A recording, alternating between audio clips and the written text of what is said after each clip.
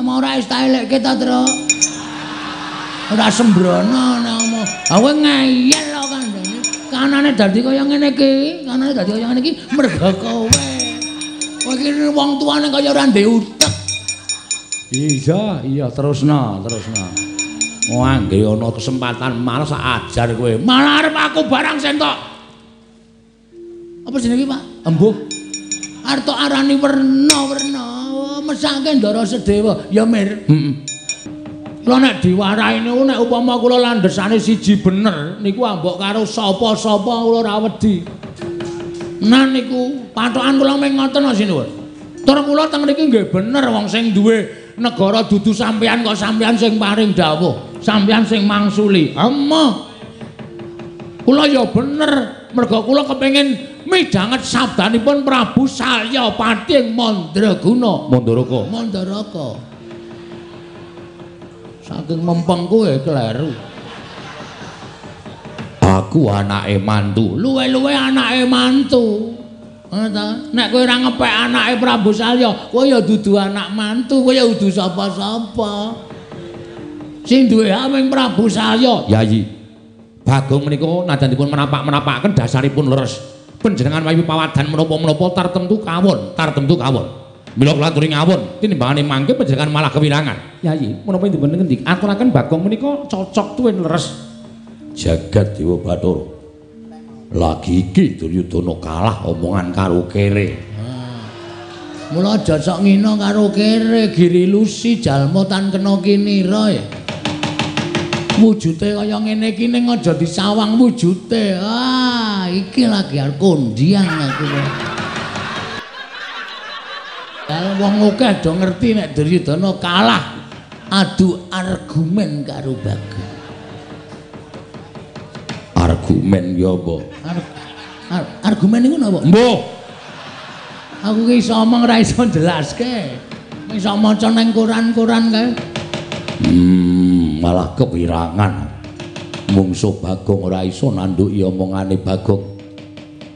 Pamandos pundipun lenggah mawon ingkang sekeca kajenge anak Prabu Salya ingkang paring dawuh nuwun sewu sinuwun Salya ingkang paring dawuh. Bagong wonten dawuh. Aku durung iso menehi keterangan sing gumathok. Sampeyan ampun melu-melu lho. Sampeyan aja melu-melu Prabu Duryudana lho, duwe adeg-adeg lho. Ratu nek ra ndek adeg-adeg mung rubuh-rubuh gedang. Sing kene ambruk rono sampeyan ambruk rono, sing kene ambruk mrene sampeyan ambruk mrene. Nggo ngopo gunane dadi ratu? Kudu duwe penemu dhewe. Babakan Ndara Nekulasedewa niki sampeyan kudu iso nengahi ora mung sak penake dhewe.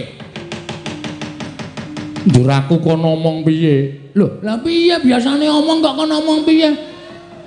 Angge omong biasane pripun? Aku durung iso nengahi, pikiranku isih bunek. Aku kudu piye kelawan anakku Nekulasedewa. Monggo aku wis kebacut sumpah. Monggo sampeyan ajeng nglintati sumpah sampeyan monggo. Ajeng maring kali Ndara Nekulasedewa niku ya langkung apik, luwih becik. Bangane sampeyan ratu dunekke blendra-blendre kaya banyu tumumpang godhong sinthik. Omongane ra iso digoceki. Nek cara kula malah isin. Ya wis. Yen ngene kowe mengko nusula Petruk nggih. Balya ning kasatriyan Sawujajar Bumira Tawu nggih. Yen to apa ingkang ature anakku Nekulasedewa lagi ndak pikir ning aja kuwatir. Mesti aku menehi sarta peparing karo anakku Nekulasedewa. Nah, ngono lho. Dadi ketok tentrem kahanane. Ngoten mawon malah prayogi, ngoten mawon kula nek ngoten kula nyuwun pamit. Ya. Ora ketang durung ana keterangan sing gumathokne wis ana trontong-trontong sulake pepadang. Ya. Sampun nggih sinuwun. Ya sing ati-ati aja kaya bocah cilik. Nun nggih matur sembah nuwun. Sinuwun Duryudana kula nyuwun pamit. Ora caturan karo dapurmu. Ora caturan ya wis. Aku ora caturan karo kowe ya ora apa-apa. Aku bali ya seng. Kurang ajar ta. Aku ki patih kok mung disengseng. Patihe mambu kok. Al-Fatihah tujuh Kiseno Nugroho. Bismillahirrahmanirrahim.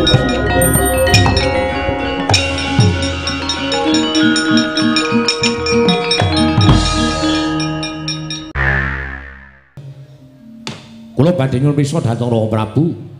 Menapa panjenenganipun badhe merail negari Mandoraka menika tumrapipun paduka Kanjeng Rama Prabu kedah adil ing samukawisipun kudu adil.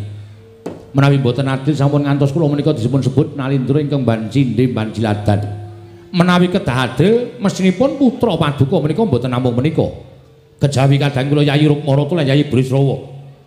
Nanging estunipun ugi wonten ingkang gadhahi hak tumraping warisan negari Mandoraka. Panggih sinten nggih? Sinten ingkang gadhahi hak tumraping negari Mandoraka? Pandhawa karo kakangne telu Puntadewa Werkudara lan Janaka. Menapa Rama Prabu boten wonten mrendra raosipun badhe maringaken boten ketang sekedhik negari ing Mandoraka dhateng kang putra pun Nekula Sedewa Rama Prabu.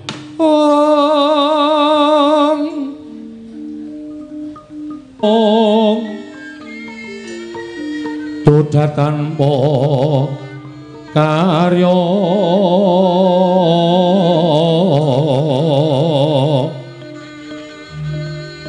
sangkang rinemekan Gusti kelong reno sak sekarnya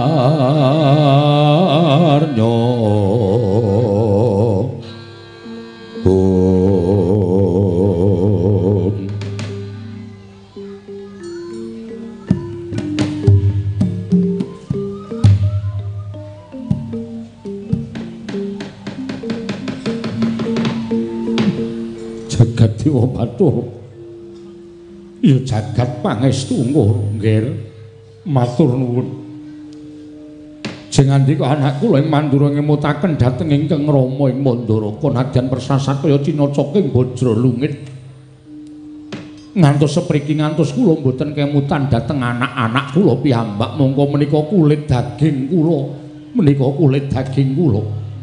kelingan jaman nalika nalindra Ngastina binanjut dening panguwasaning dewa tumuli adi kula Madrim nalika semanten seda kunduran Nekula Sedewa nalika semanten kula gendhong tumunten ate kula janji nggir kowe dadi bocah lolo kowe bayi wis ditinggal bapakmu wis ditinggal mbokmu seksenana jagat saisine yen nganti sesuk kowe dewasa negara Mandoraka ora ketang sithik kowe kudu melu ngrasakake kamukten. Aduh anak Prabu Mandura matur nuwun dene jengan dika ngemutaken dhateng ingkang Rama ing Mandoraka malah sak mangke cetha bilih kula tetepaken anak kula Nekula Sedewa ugi kedah pikantuk mboten ketang sekedhik inggih menika negari ing Mandoraka. Lho nuwun sewu Rama Prabu.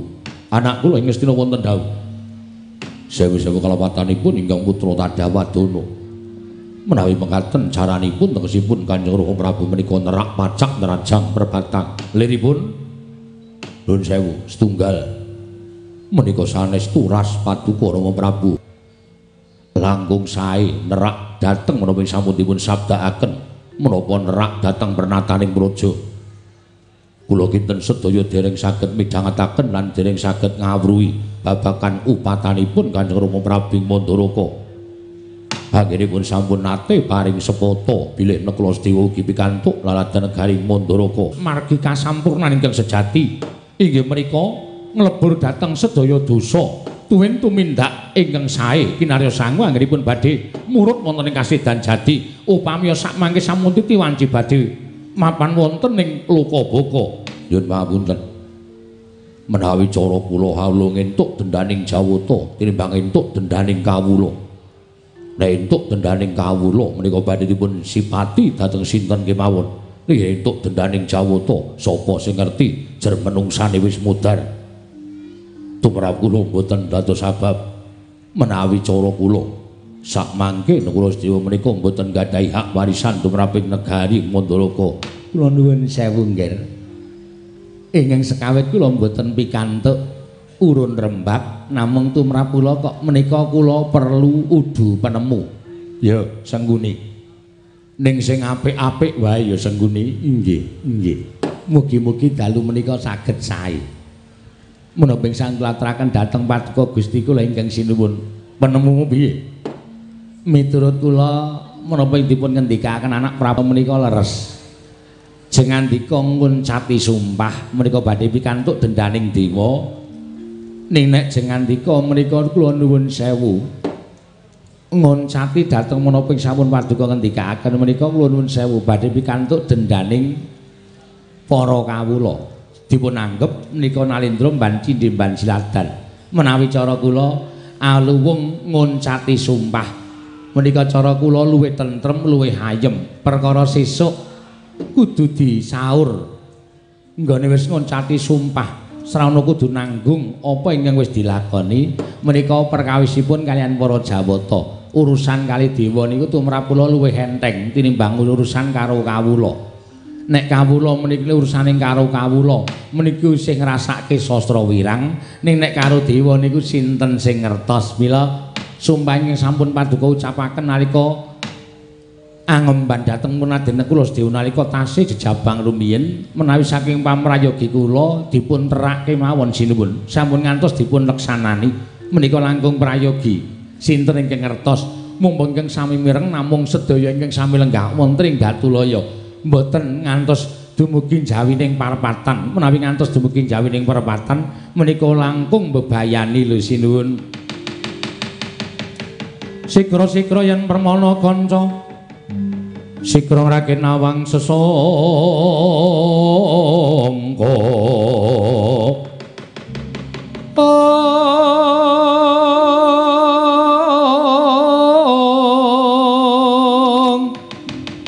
Nalendra Bakmara sing mangyat kurta kata kaping mangyat kurta kata kaping irika sang binarwasa irika sang binarwasa ing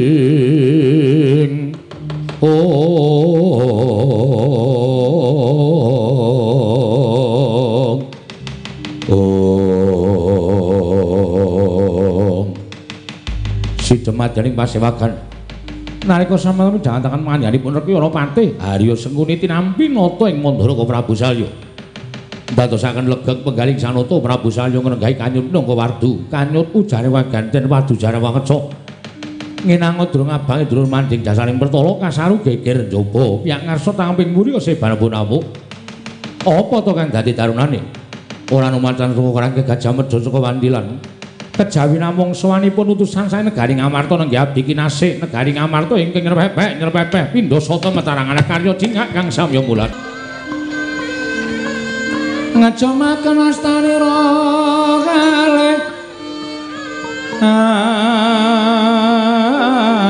astanira kalih pisan yen ngandika magawe apranta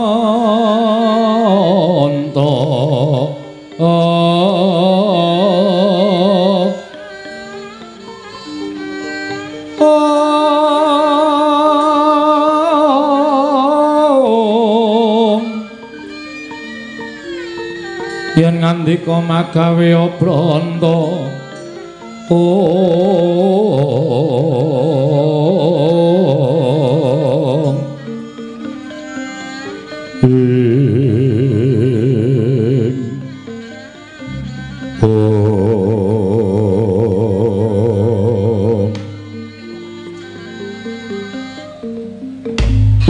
jagat wasisan Batara Wayapura jagat wiladala gawe kaget ora panglingi kirak Petruk sowan ning negara Mandaraka lha kok janur gunung kadingaren Panakawan sowan ning negara Mandaraka Petruk padha raja sapraptanira Panakawan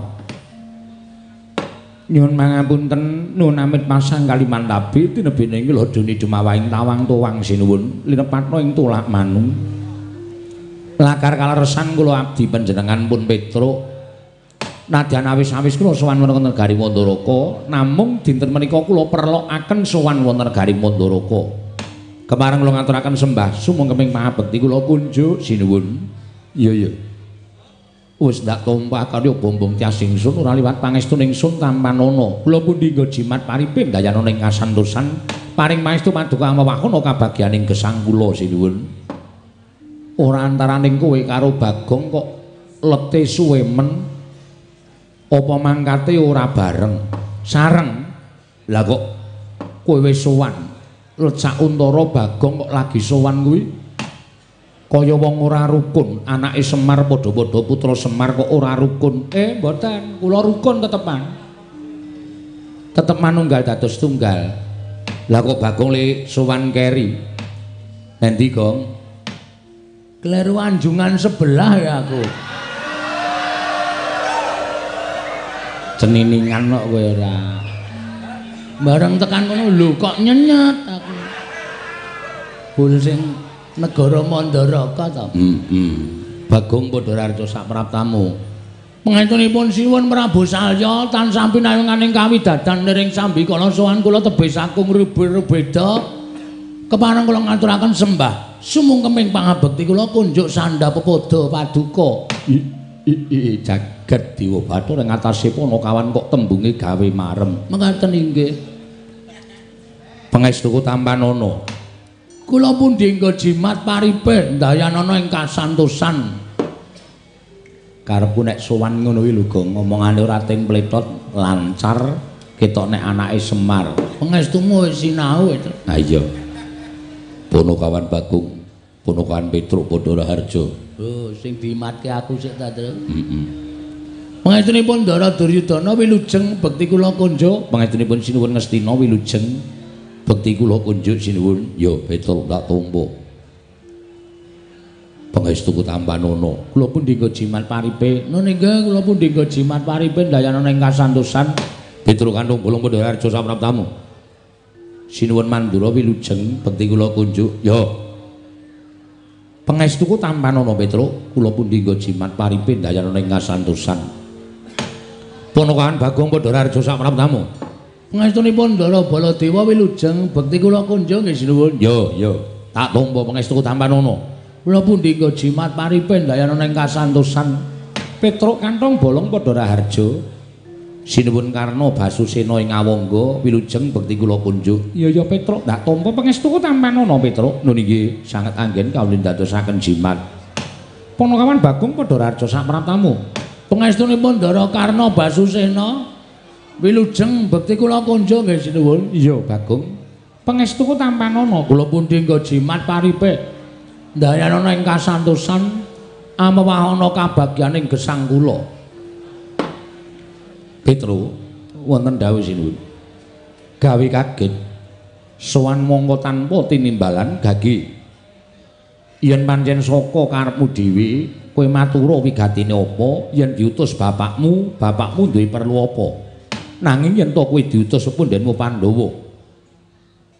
Pandhawa duwe atur apa kelawan aku ing nalindring Mandaraka Petruk. Matur sembah nuwun sinuwun. Kemareng kula ngaturaken tebasiti sekul binung teling ron klapa. Ampun ta mbok bilih wonten lepat kula anggen kula munjuk atur rasa paduka Sang Nata. Iya Petruk, ora dadi ngopo. Ing angka kalih sowan kula ngersa paduka sinuwun Prabu Salya menika mboten saking pikajengan kula piyambak. Namung kula menika dapur dipun utus dening pepundhen Pandhawa. Duka kula niku ya bingung. Ing atasipun sinuwun Prabu Darmakusuma menika kadangipun kathah Ndara Werkudara, Ndara Janaka. Ning kok sing diutus kula? Kok sing diutus kula niku terus kula rumangsa digunakake dening Ndara-ndara Pandhawa. Mula nek kula selaki kok kaya ora prayoga. Tumuli kula bidal lumarap sowan dhateng negaring Mandaraka. Dadi sing ngutus sira kuwi anak Prabu Ngamarta. Sanes. Lho. Tembungmu piye, Petruk? Panci kula menika inggih menika Ndara Nekula, Ndara Sedewa. Lho. Anakku Nekula Sedewa tusan kelawan sira Petruk nggih. Merga sareng kula nyuwun priksa, lah kok kula duka saking sinten kula dhewe ya ora dong. Ning kok Ndara Nekula Sedewa niku prisa. Prisa nalika Sinuwun Mandaraka tau tate ngucap sumpah nadyan Ndara Kulasedewa menika tasih bayi itu nalika semanten tinilaring Ibu Dewi Madrim kalih Sinuwun Prabu Pandhu bocah nika dadi bocah lolo utawa kasarane bocah yatim piatu. Iya Petro. Nganti sepriki wis isa mukti ngawibawa niku merga dimuktake karo kadang-kadange tuwa Ndara Puntadewa Ndara Werkudara Ndara Janaka. Truk kowe tak jaluk gelem mbantu aku ya Truk, ewang-ewangono aku. Kowe nyawango aku. Sapa sing arep tak percaya liyane para Panakawan? Madheg ati kula. Nyawang Ndara Kulasedewa niku pasuryane abing nika. Le matur groyok-groyok, le ngendika groyok-groyok, ketok banget nek arep nangis. Matura Kanjeng Wae Mandaraka, aku mung pengin nagih janji kalian pengendikane sing wis tau kawiyos. Aja nganti dilalekke, nek Kulasedewa aja dikiwakke, nek Kulasedewa aja dikuwalonke.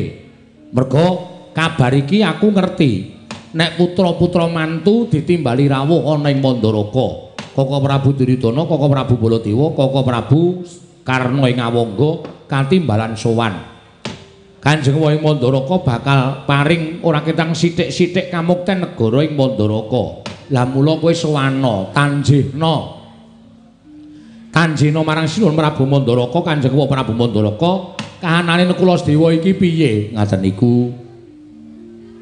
Kula ya melas. Ning niki ya resiko. Merga nek nganti mireng Ndara Werkudara Ndara Janaka Ndara Puntadewa panjenengan prisa ta watake Ndara Werkudara watake Ndara Janaka mesti duka. Wah. Nek kula ming mukti kok ngemis-ngemis kaya kakangne ora sembodo. Mesti ngoten niku. Janaka nggih ngoten niku wong kula niku ndelok Ndara Janaka suwe watake ngoten niku. Nek kula Sedewa ming arep mukti kok dadak njaluk Kanjeng Wae Mandaraka. Apa kakang-kakangmu ra iso muktekke? Kowe tegese ngiyas karo kakang-kakangmu, ngilani dadane karo kakang-kakangmu. Ayo, yen kowe ora gelem manut karo wong tuwa, minggato aku ora sudi nyawang rerupanmu sing kaya ngono. Niku Ndara Janaka pambegane kaya ngoten niku. Mula niki aja nganti kawiyos dening sinten kemawon. Kula matur sinawun Prabu Saryapati ing Mandaraka, kula nyuwun keterangan. Nek pun pikantuk keterangan kula ajeng wangsul ndara nek kula entuk pinten meter. Malah niki diweling sisan kon sak sertifikate ya ta, Kang? Heeh. Nek ora ngono ndak mung apus-apus tok saiki, nek ora mung nyata didelok. Upamane Sinuwun Prabu Mandura paring lahan Mandaraka sak cuwil apa sak propirane ning kudu disertifikati. Nya, Petruk iki aturna anakku nek kula Sedewa iki lemah iki kon dadi darbeke nek kula Sedewa wondene sertifikat iki men digajekke Bagong. Biasane ngono kuwi ngomong. Wis ngomong sapa? Aku ngono. Kuwi nek omong senengane ora mungkin Ndara Salya kok menehi sertifikat karo kowe. Mbok menawa butuh dit. Lho. Ndara Salya kok butuh dit iki butuh dit nggo apa iki ratu Gong. Ratu ki sasa ya kekurangan lho. Ora ana ratu ki malah wong sugih-sugih ngono kadang kala sok kebingungan golek dit. Nek kaya awake dhewe iki malah kepenak kere ngene wis ra gagas, watone iso gaglak wis penak uripe. Matur mawon atur kula menawi dipun paringi utawa atur kula menika katampi matur sembah nuwun. Nanging menawi boten sabab saking menapa kula nyuwun dasaripun menapa panjenengan padha karo nguncaki sumpah sing wis dingendikake dhewe niku boten apik. Cekap semanten atur kula menawi wonten lepat diagung pangaksama sinuwun. Kula nyuwun pangapunten nyadong dawuh timbalanipun Sinuwun Prabu Saryapati ing Mandaraka jagat dewa Bathara. Ana Prabu Mandura wonten dawuh kawontenan kados mekaten menika kula nyuwun pertikelipun jenengan dika anak Prabu Mandura ingkang kapitang anak kula mantu ingkang sepuh piyambak Rama menika margi ingkang langkung prayogi gandeng samangkin kula Sedewa sampun utusan kalian Petruk kantong bolong kula aturi nglegani dhateng manahipun rayi kula kekalihipun kula Sedewa panjenengan paduka Kanjeng Rama kedah paring mboten ketang sekedhik inggih menika laladan negari Mandaraka sageta kinarya mukti kadang kula pun kula Sedewa Samangke menawi jengantika mboten peparing, wah, kula nuwun pangapunten. Setunggal damel gelo manahipun putra Nakula Sedewa angka kalih. Dewa tartemtu badhe midhanget menapa ing sampun paduka ngendikaaken dene Nalindring Mandaraka lincak dhateng prasapanipun piyambak. Nggih, menika Gampil, anak kula Ngastina wonten dawuh. Petruk sowan monggo nyuwun keterangan dipuntus dhateng pun Nakula Sedewa babagan negaring Mandaraka. Kula ingkang badhe baring wangsulan kaliyan Petruk kandhung kula Rama Prabu. Jaja muntap ler kinatap duka yayasinepe. Netra kocak mundarandir. Hitep nyomangolon caka wadanane rombaranang ing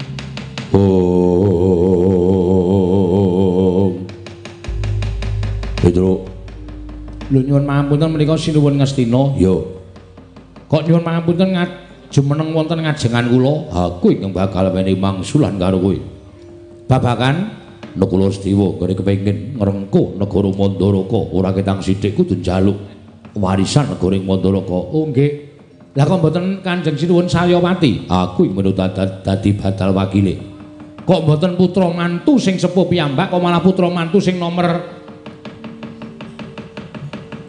6 piyambak menika dados pundi? Ora sah cerewet budaya aku gelem, aku sing mangsuli kowe ora gelem napa ucape Duryudana, ora sapa tampa. Lah keras iki kok. Engko malah kaya ngene, wis nek kuwi sing wangsulan cetha dadi masalah, Truk, yakin. Asli wis to arep kowe nganggo pawadan Ndara Nakula Sedewa niku wong lola, Ndara Nakula Sedewa niku wong ora duwe bapa, wong ora duwe ibu. Nek mungsuh ratu siji iki wis tenan, wis pahit. Iki ra dirasa kamanungsan kok. Iki nyumbang yatim piatu ya ora tau. Ngekeki wong sing ora tau, ora iso mangan ya ora tau, ora iso nyandang ya ora tau. Sugih ya sugih mergo cethil kuwi kok. Gong, lambene iki sing apik ora. Ora apa-apa krungu mbok ben wong nyoto. Aku ki nek omong nek nyoto ora masalah dirungokke karo sing tak unekke iki. Nek nesu tandangane. Tandangi piye? Maksude ya tak tandangane karo kowe barang. Lho kok karo aku barang iki piye? Aku ra wani kok. Wah, lha piye? Ya wis berarti aku rasa omongan. Kok rasa omongan ora, Petruk? Nun. Aku ngejak guneman karo kowe. Nggih, kersanipun kowe bali. Bali pripun? Kandha karo Nakula Sedewa. Kandha pripun? Yen Nakula Sedewa ora bakal entuk kahanan negara Mandaraka. Merga kudu nyawang karang kahanane. Dheweke dudu putrane Nalindring Mandaraka. Angka loro dheweke amung putrane kadange Nalindring Mandaraka. Tegese ora entuk babagan negara Mandaraka. Mula kowe bali, ora usah dadak wani karo Sinuwun Prabu Saryawati apa meneh kowe nyentulane rembuke Duryudana, kowe bali. Kowe ora usah melu-melu perkara iki, kowe bali yo. Oh nggih, nek ngoten kula tak wangsul. Nyuwun pamit madal pasilan, kula tak masul kanthi Sinuwun Prabu utawa matur sanipun Ndara Nakula Sedewa nek napa sing digendhekake Ndara Ngastina menika minangka badal wakile Sinuwun Prabu Saryawati. Yo. Yen Nakula Sedewa ora trima, ora adu arep karo Duryudana. Nun nggih, nyuwun pamit sinuwun sing ati-ati aja kaya bocah cilik.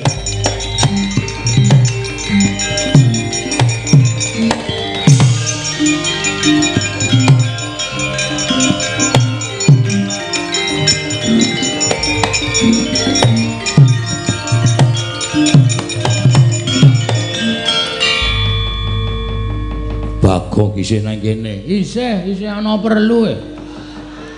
Ono perlu apa? Petruk iki pancen tak pikir-pikir ketoke nek omongan pinter ning jireh wonge. Ora wani tanggung jawab.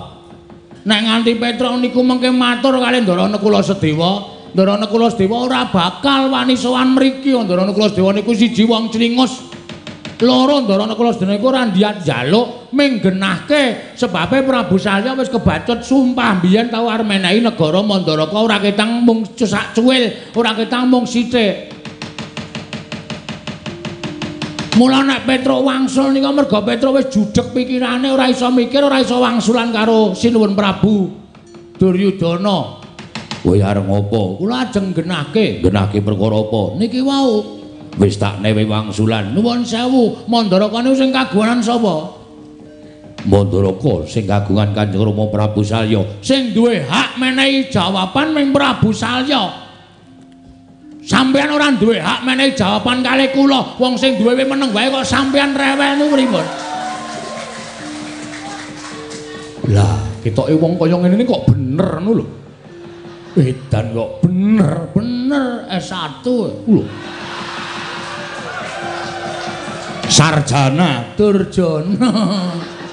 Durjana maling ngono lho. Sarjana apa ora?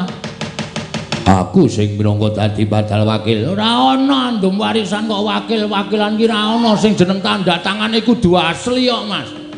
Saora-orane cap jempol kuwi kudu asli kok wakil. Ha sampeyan nek pancen wakil terus niki pripun nek diwakil kabeh? Ora iso. Sinuwun Prabu Salya sing duwe hak.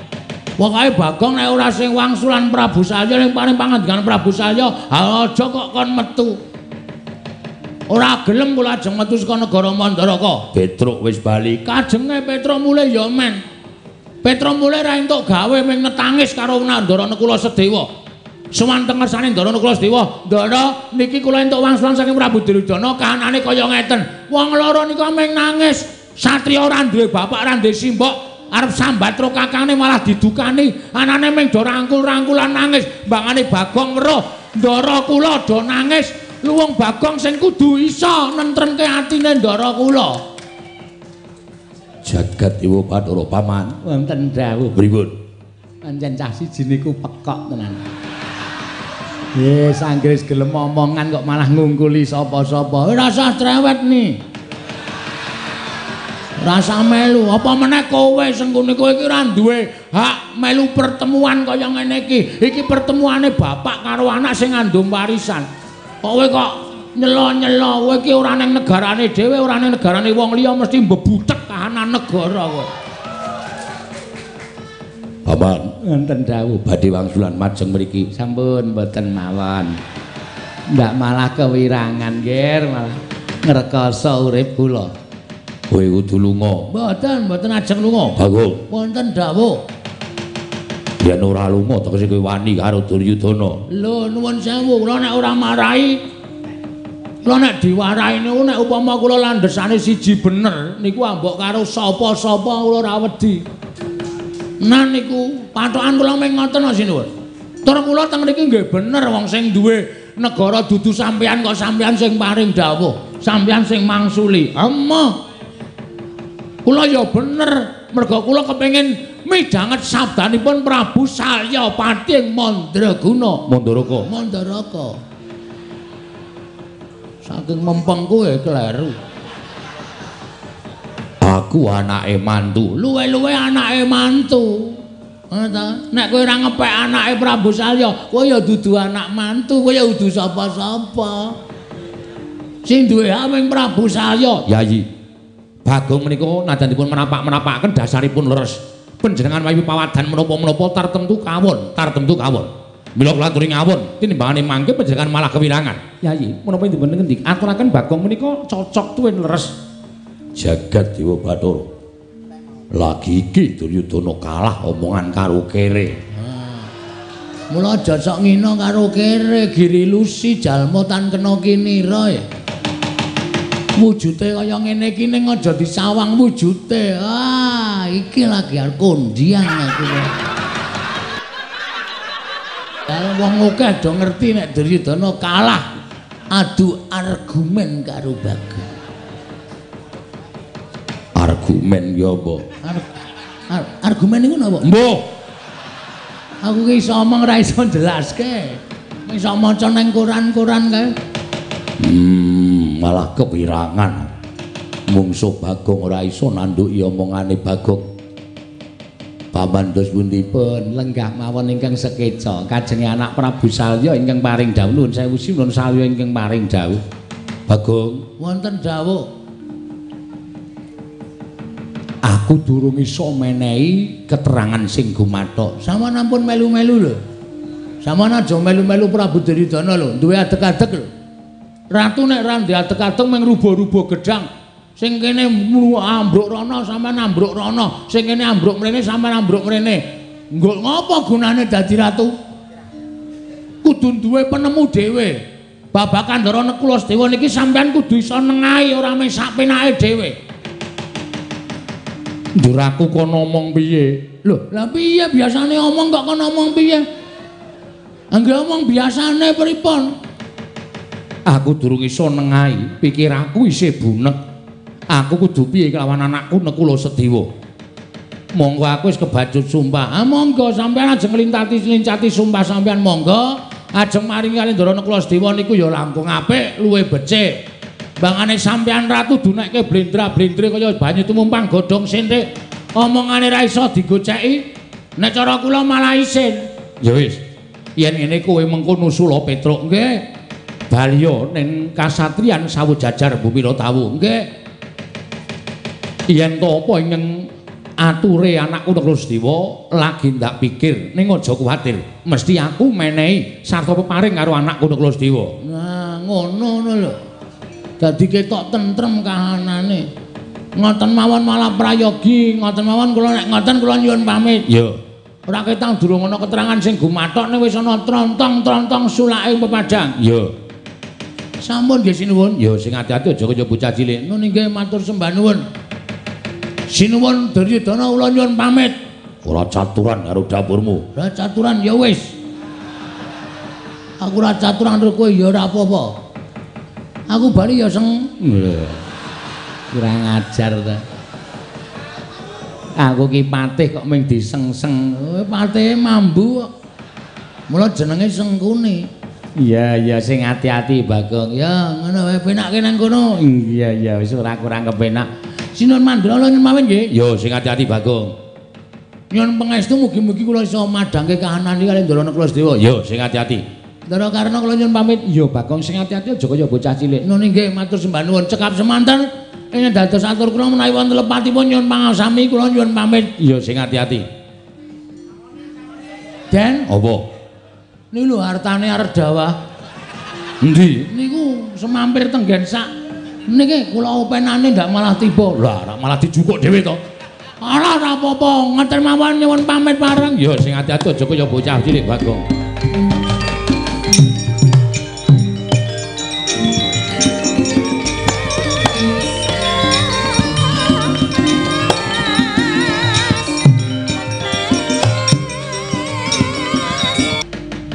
Duryudana alona ngandika alona ngandika dhuharine ingsun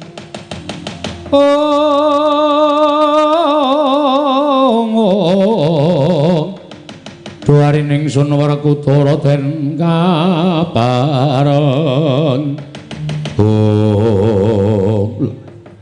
anak mantu ing Ngastina ketingal gorek lenggahipun tumuli majeng ngersanipun ing Roming Mandalaka nggih Rama Prabu dinten samangke menawi panjenengan tasih pitados kaliyan ingkang putra ing Ngastina Duryudana lan kula menika tasih dipun anggep putra mantu kerampunganipun perkawis Nekulasedewa menika mugi kapasrahna wonten tanganipun ingkang putra ing Ngastina menawi boten paduka paringaken dhateng ingkang putra ing Ngastina babar pisan kula blakotang terus terang kula boten badhe nampi negari Mandalaka nadyan namung sapra tigang dosa kalih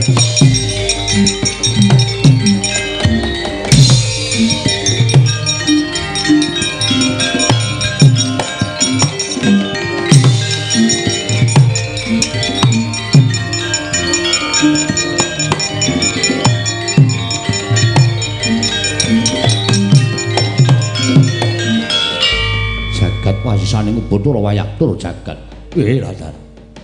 Lah kok tasih kumrangsang kados mekaten penggalipun Nyai Prabu Ngastina. Nggih, kula pasrah katentremaning negaring Mandalaka. Kula apal kaliyan watak wantunipun anak kula mantu ing Ngastina. Tanpa dinamung badhe ngubar mawi peperangan negaring Mandalaka badhe nyegat dhateng lampahipun Petruk menapa dene Bagong. Lan badhe dipun kroyok dening Sata Kurawa. Menika adat lupiya ingkang sampun boten saged dipun ewahi. Kula ingkang badhe jangki dhateng kamontenanipun Petruk kaliyan Bagong. Namung sampun ngantos dados regejegan lho nggih. Nggih, kula sampun sepuh Rama. petangan tartemtu dawah wonten ing petangan ganep syukur menawi kula mekaten karena lunten maring adawuh ora usah melu-melu perkara iki njejekno marang adeking Nalindra ing Mandaraka Prabu Salya yen to kowe mbangun miturut kalan dawuhing Ratu Ngastina tegese kowe padha karo melu ngorek-orek marang pasuryaning wong tuamu ing Mandaraka menapa sampun paduka dawuhaken badhe kula candhi nggo jimat lan kula ugi mangertos bilih Petra kalan Bagong menika ponokawan kula piyambak kula mboten badhe mentala damel cintrakanipun ponokawan kekalih menika Kanjeng Rama syukur yen to pancen kaya mengkono kaya wis paripurna pasewakan ingsun bubarake kawula ngestaken dawuh ingsun kundur ngedaton karna sembah kula ngendharaken Jengkar Paduka Kanjeng Rama Prabu Mandaraka purna gati ning pananggilan sanata kundur ngedaton jelek hanging damparan ketuna kinapit gamparan gading kadhiraken sangganing Purumban Cedi manggung ketanggung Joko paloro-loro ing samya ngambil upacaraning keprabon kawis tinggal saking Mandra tindaknya Sri Naranata katinon saking Mandrawa kaya tansah jejengkaran tindaknya Sri Naranata wau paripurna sang nata arsa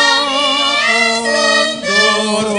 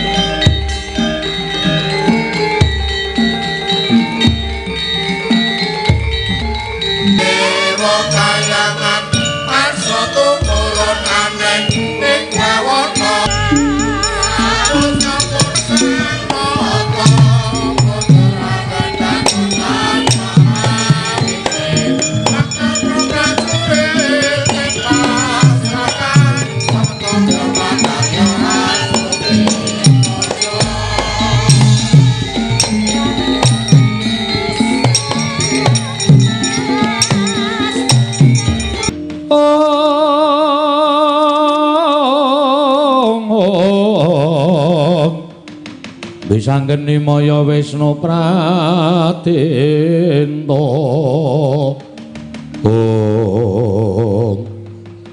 kowe mau dadak kering apa iki? Aku iki wong ketoke berpendidikan ning gur goblok. Goblok piye? Kowe name diwangsuli Prabu Duryudana kaya ngono mau janjane rasa mule. Sing duwe hak menehi wangsulan karo kowe kuwi Sinuwun Mandaraka merga negara Mandaraka kuwi kagungane Sinuwun Prabu Salya. Ming perkara sampe kowe dunekke Petra kowe bali kok mule. Lah terus kowe ning kono ngopo? Lha ya gayeng geger. Geger tegese Prabu Duryudana tak waneni. Terus wis pokoke tak waneni terus aku metu njaba ngene iki. Kowe ora ngerti resikune. Resikune ngopo? Prabu Duryudana nek gawa Kurawa watake wong Astina iki nek dicentulani rembuke mesti terus nggunakake cara kasar. Tegese piye? Dawuh karo Kurawa pirang-pirang kok nyekel aku, nyekel kowe. Kowe ora malah golek perkara to senengane.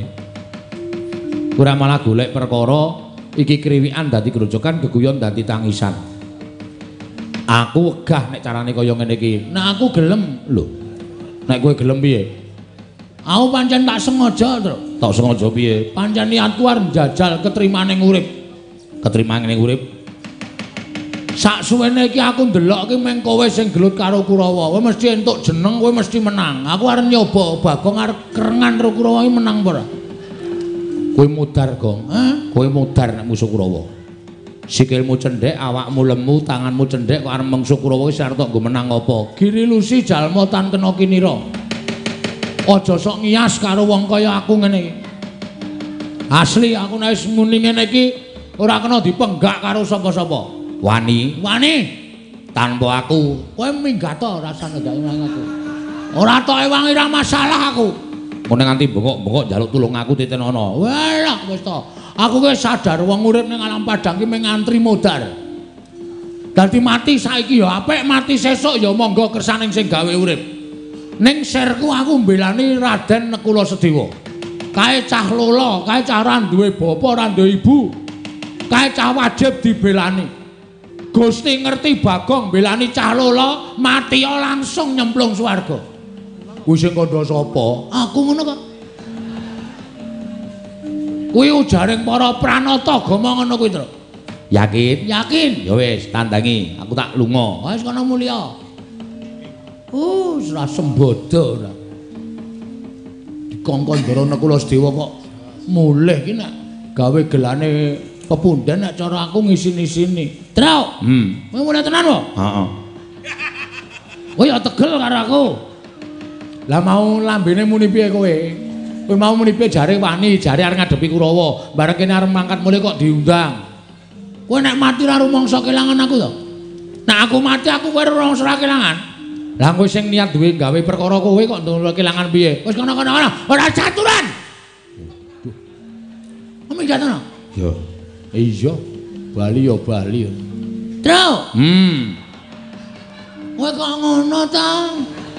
Kowe iki ngewuhke kok Gong ora. Piye karepe piye? Ya kowe iki ora sange wangi ning ngulatke aku. Ngulatke kowe terus perkarane apa? Nek kira-kira aku terdesak kowe maju. Ha jenenge kuwi njaluk bantuan. Kuwi jenenge njaluk bantuan. Njaluk bantuan ki nek kula nuwun. Kula menika tiyang mboten gadah ngono kae. Kuwi bantuane bantuan dondo donya nek iki bantuan tenaga. Wis, rasa kok kan omong. Nek butuhe kowe rasa lunga. Kowe peng takon delok kridane Bagong. Ya, deloke kaya ngapa? Nonton no. Ya, ya.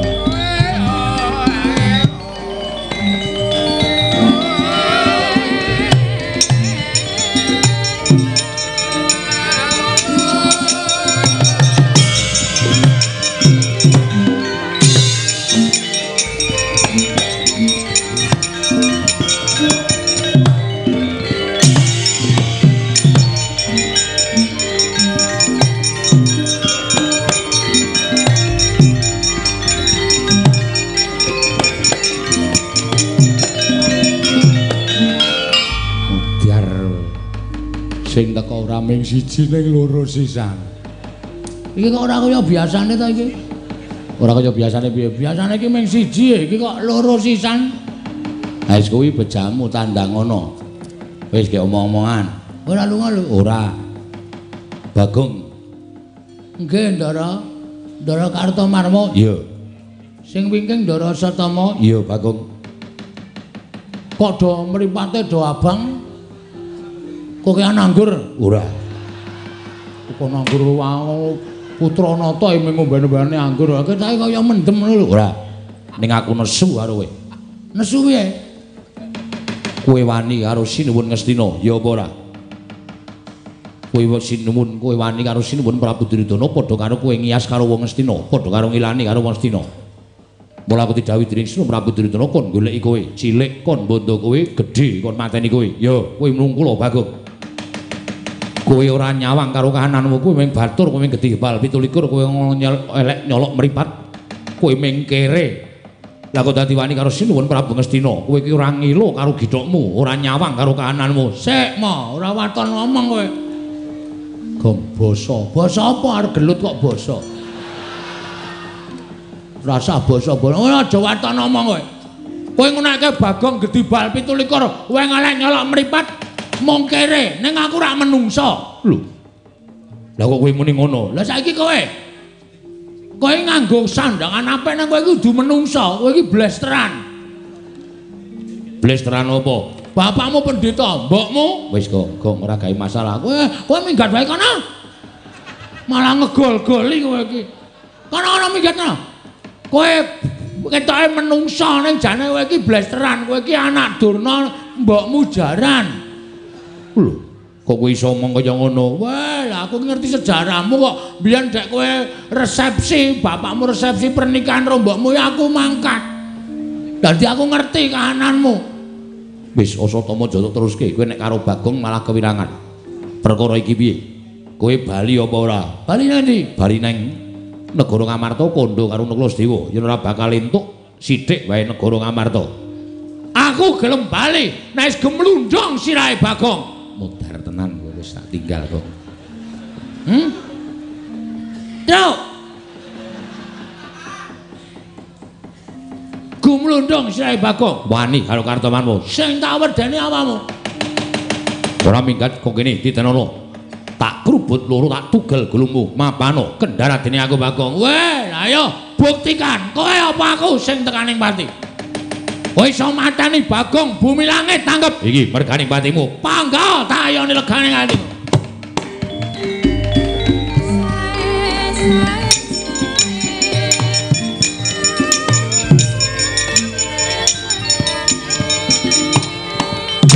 Dar jeneng aku.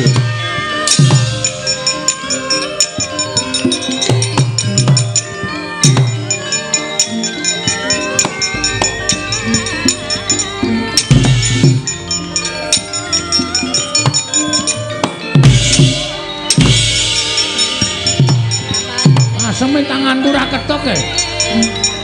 Truk.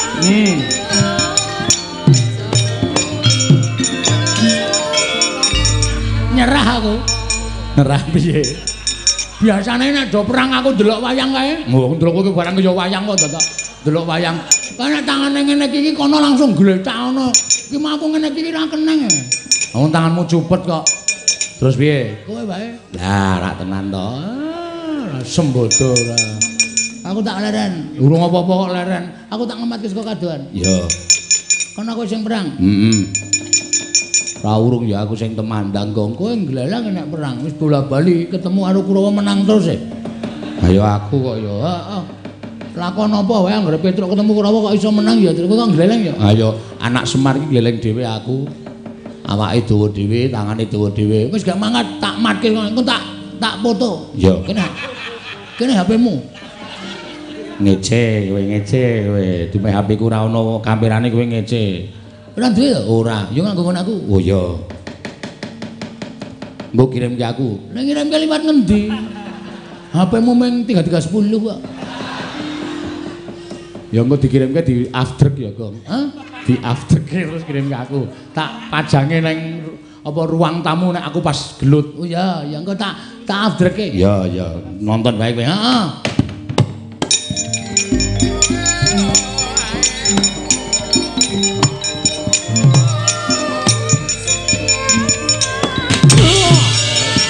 Petruk iki.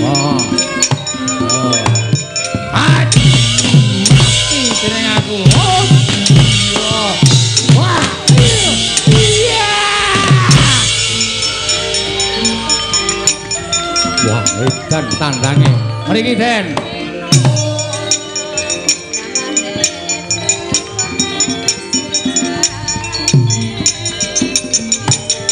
Mati ora iso.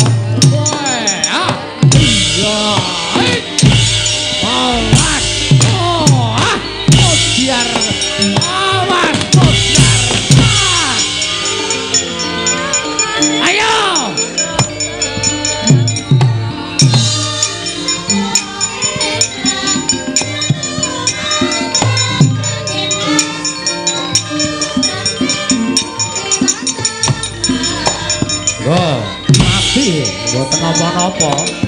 Ora apa-apa. Mati kowe.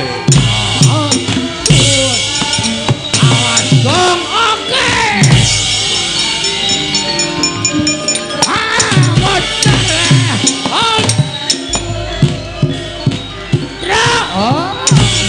Ora tekan tangane kowe alemah.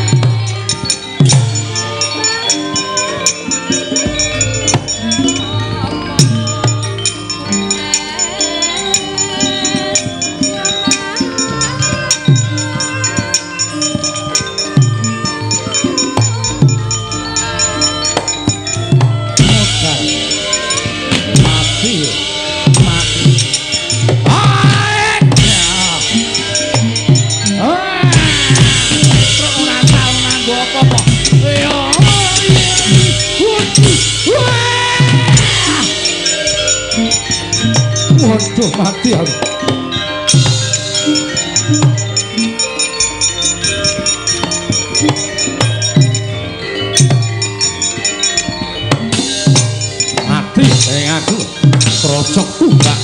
ora kelakon mati derajat topo barat.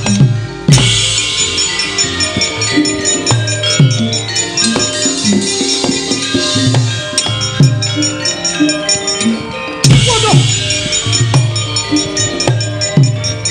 Udus ora. Iya, ora.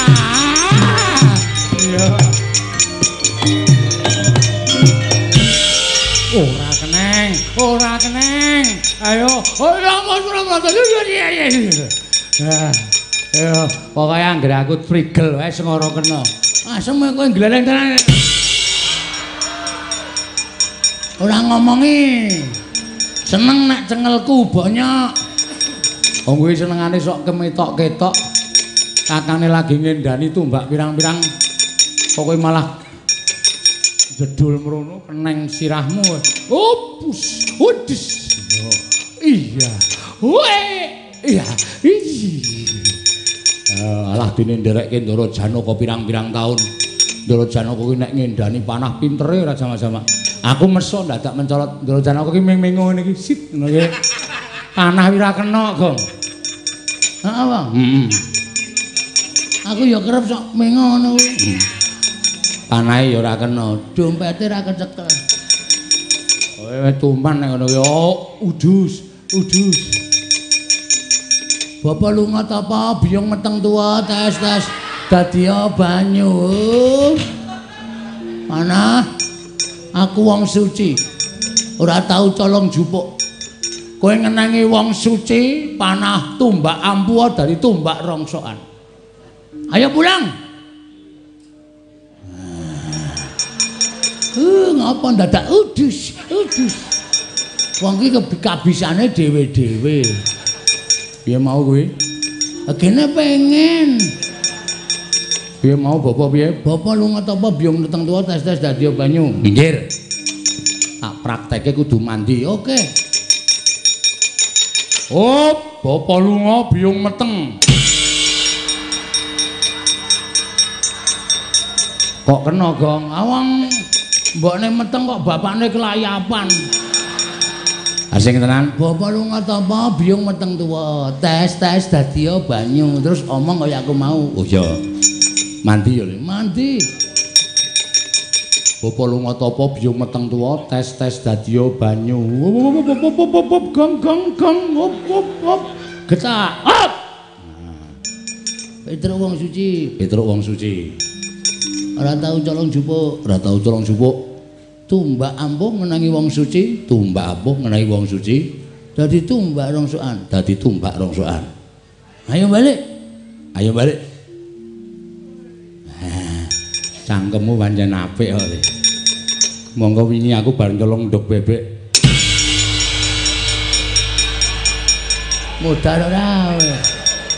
Tumbake rong adoh kok wis bloko. Ayo balik ngenangi cengelmu.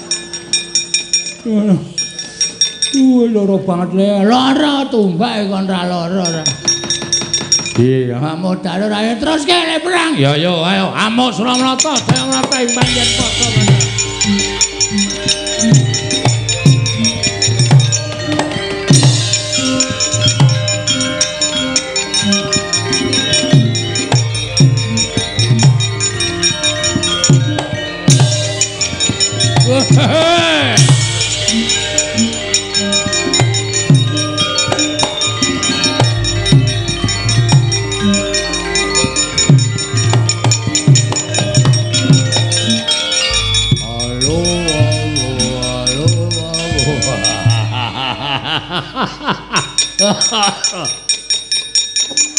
Petro nggih, Ndara Dursasana ya. Gleleng kowe. Ngundurke Kurawa pirang-pirang. Trondolo. Saman mriki ajeng napa? Nglabrak dapurmu kowe. Nglabrak kula ya. Bondo kula mestine ora mung kowe Bagong sing baku bondo. Ora ngilo kowe men derajate kere kok wani karo Koko Prabu Duryudana.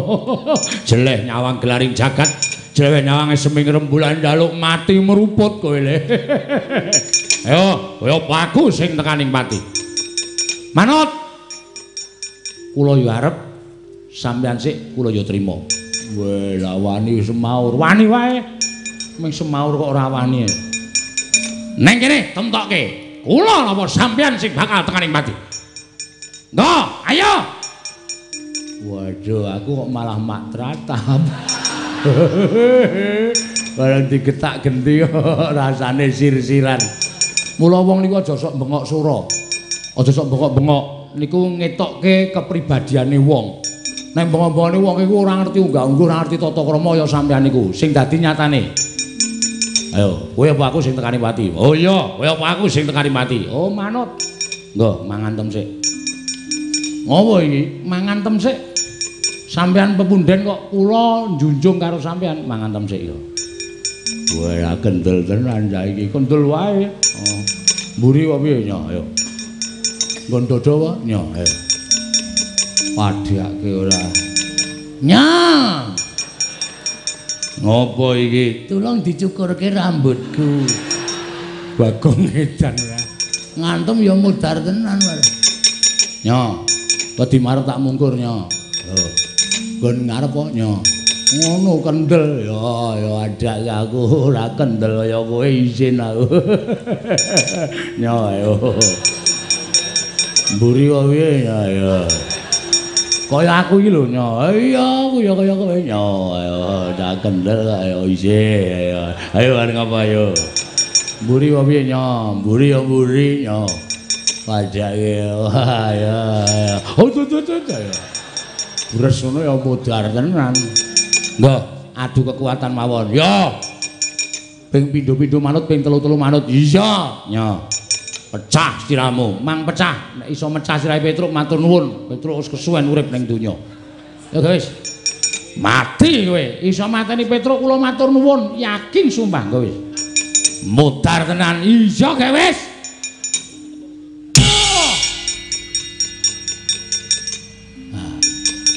Wedian. Mumet ora? Mboten. Pet-petan? Mboten. Kaya dipijeti perawan. Waduh apure diantum kaya pijeti perawan. Sekali lagi. Wah, iya pecah tenan saiki. Mang pecah.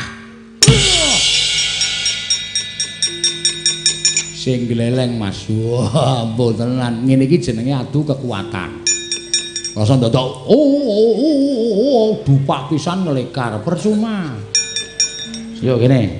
Lho iki dikapake iki. Lho gentenan. Mau janjine ra gentenan kok. Napa sampean ora isin diprisani piye ismene akeh kok. Ora gelem gentenan ndombatin. Wah, Dursasana iki jebulna jireh. Dursasana iki kadang nata ning wah jireh. Apa ora isin? Isin. Isin yo kene. Yo. Halo, mutar tenan iki. Yo, ngati-ati. Yo. Wingi bar tak nggo ngantem sirah sapi iso pecah dadi papat. Wah, cangkeme kowe. Ku jenenge ngedeg-degi kaya ngono kuwi. Wong ming wong ngomong kok omong iki jenenge ngedronke mungsuh. Ora kena ya ngono kuwi. Ya wis rasa omong. Ya ora usah ngomong terus bres ngono. Nggih. Semelah. Oh, kuwi ndonga barang. Apa-apa ki nek diwiti saka semelah kuwi apik wong Jawa. Ya wis. Ya. Mit nggih. Ya.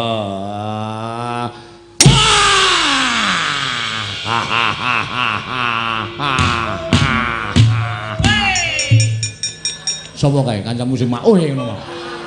Wah, kepruk watu ndase kowe. Nang bentarane mumet kok malah oh, cah ora dong ora. Pisan gas yo. Has. Iki jenenge rame-rame. Perang rasa nggo gamelan kancane leren, perange temonjo tur iso dititeni sapa sing ngletak sik, kuwi sing kalah. Ah nggih. Nyo, kula. Oh iya ning. Lali aku. Wah rame ya, rada suda ning ngantem kekuatan kowe. Wah. Yung aduh ora. Ora seru-seru, ora narik ora banter-banter daduk lemah e. Ngapura arang saking mempenge kok ya. Riki, yo.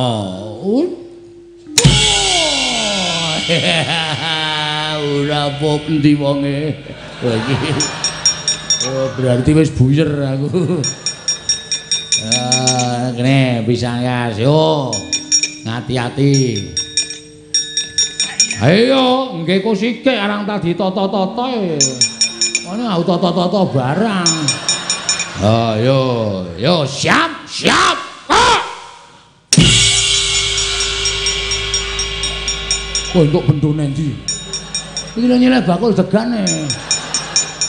Iki lho bakul degan ora. Oh, diar kowe. Nek ora dipisan Bagong. Dur. Kok ngletaki piye? Wong ampuh kok ngletak. Wis pindho lho, Truk. Wis pindho kentenan aku. Matane. Lek to, lek dengkulmu atos ora. Ora ngematke Petruk apa sengkune.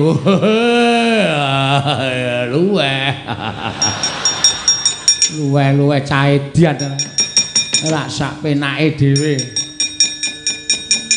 Kurawa sapa sing durung maju? Ayo maju apa Rasata Kurawa sapa sing ada yo. Takoni ini. Lho. Ora basa karo ora usah basa nang peperangan ana basa. Sing ngakon Kurawa ngoyak aku sapa? Aku. Sing ngakon sapa? Anak Prabu Duryudana. Aku tak takon karo kowe, nek aku mati ku jane kowe entuk apa to? Nek aku mati kowe entuk apa aku tak takon? Penyakit. Menungso ra tatanan. Wong nek jurapure kaya bekicot. Bekicot. Bekicot. Lecek kae. Kaya wangun-wanguna. Aja meng Kurawani. Ayo, Amuk Suramarata, Jamrata. Sing ngakon mulih Bagong Prabu Duryudana, piyaine on tekan kene, ajangi jembar. Aku aja minggat, Dik. Waduh.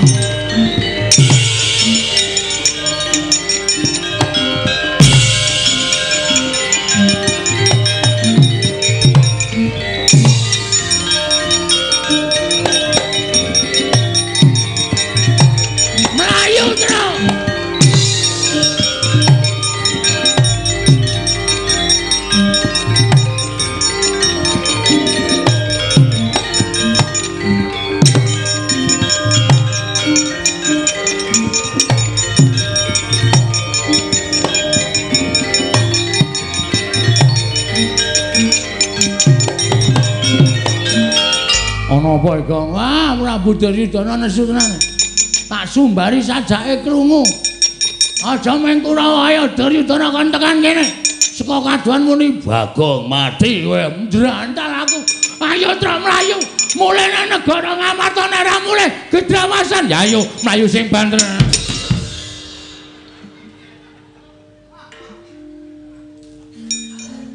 Ceniningan matamu kowe. Mripatmu sing ceniningan. Iki sapa iki? Prabu Baladewa. Petruk. Nggih. Mlayu-mlayu ngopo? Nun. Mlayu-mlayu ngopo? Mati kok. Wis pasrah wae. Mlayu rono ketemu Prabu Duryudana, mlayu nene ketemu Ketua Satpol PP. Muni apa ki Bagong? Muni apa? Manu mboten muni kok. Ora seru-seru kok nek mireng malah saya duka. Nyun mahapunten sinuwun mboten niat kula damel geger negari Mandaraka. Namung nyatanipun kula dipun warai. Petruk. Nun, kowe wis tuwa. Nggih. Ponakan Bagong arep kaya ngono kuwi wis tuwa. Nggih. Niki dereng kas ditebaske kok sinuwun. Kowe kudune iso mikir, iki negarane sapa? Yen iki negarane Baladewa wae sakarepmu nggonmu gawe geger. Yen iki negara Ngamarta sakarepmu, jenatane kowe ana kawan negara Ngamarta. Nggih. Ning iki Mandaraka, iki papan lenggahing Kanjeng Rama Prabu Salyapati. Kuwi pepunden. Nggih. Kok kowe gawe geger? Diwarai kok. Sing marai sapa? Kurawa ya, Gong. Ora ketoke. Gong tak antil kowe. Heeh, Kurawa. Kurawa ajeng mateni kula, ajeng mateni Petruk. Terus Nggih kula lawan sing jeneng menungsa. Kula niku menungsa sinuwun. Mundur. iya. Ora gawe masalah meneh. Ora. Kula niku menungsa, selagine cacing niku pidak menungsa. Nika ngulet ora ngrasake lara ning butuh males. Ning mestine kowe kudu ngajeni karo Pursata Kurawa. Nadan kula kuwi watak yang Kurawa Buti Candala. Ning Kurawa ki pepundenmu dhewe. Ngertos, ning kebangetan kok Kurawa le sumbar. Lho, kebangetan piye? Prabu Duryudana ngoyak kula, Bagong Petruk. Ora bali titanana, sapa sing wani mepalangi karepe Prabu Duryudana? Mandaraka iki negaraanku padha karo kae negarane wong tuaku. Wong tuaku Maratuwa Prabu Salya iki negarane Mandaraka. Mandaraka iki padha karo negarane Prabu Duryudana. Aja kok meng kowe. Sapa sing arep ngewangi? Prabu Baladewa, Prabu Karna arep ngewangi tandange Duryudana. Sing muni ngono sapa? Gong, ora gawe masalah, Gong. Tenang. Santai engko tak rampungane. Bagong, Non, sing muni ngono ya. Lho sinten meneh Sinuwun Prabu mboten Sinuwun Prabu Duryudana. Mbok yakin sumpah ora bakal lakoni Prabu Duryudana wani nantang karo Natamantura Prabu Baladewa. Weh, nang bengi niki muni ngonten wae tak genahke karo Yai Prabu Duryudana.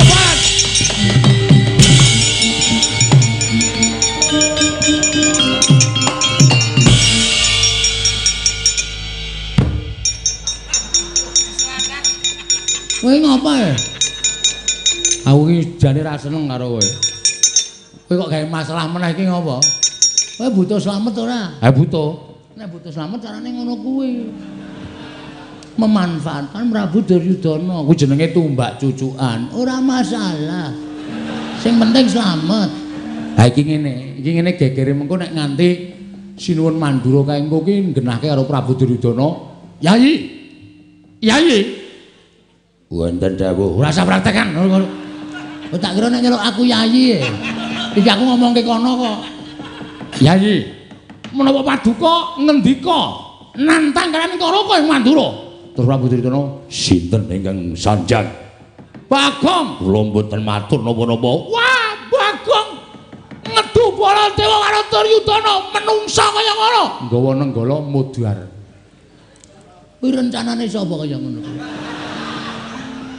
Ketoke ngono kuwi, Gong. Wis manut dalange wae ora usah gawe lakon to.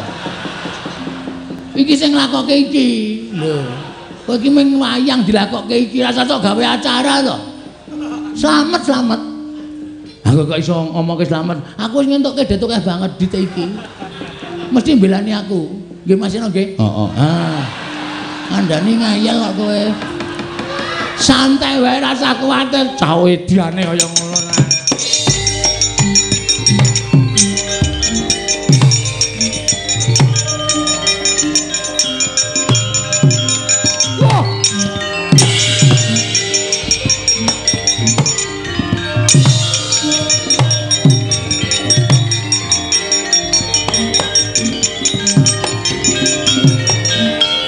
Yai, kula nyuwun pirsa.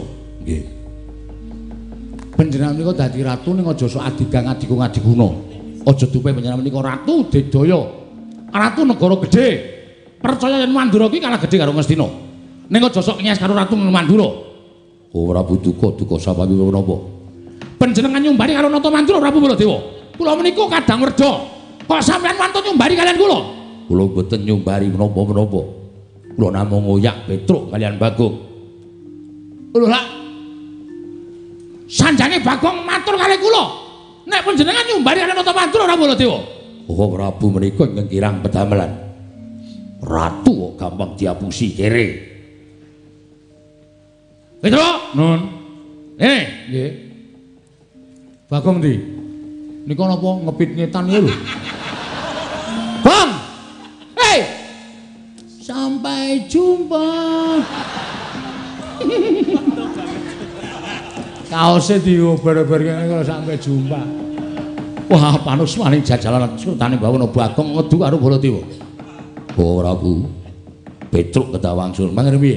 Mboten antes kula menika mbelani dhateng Petruk.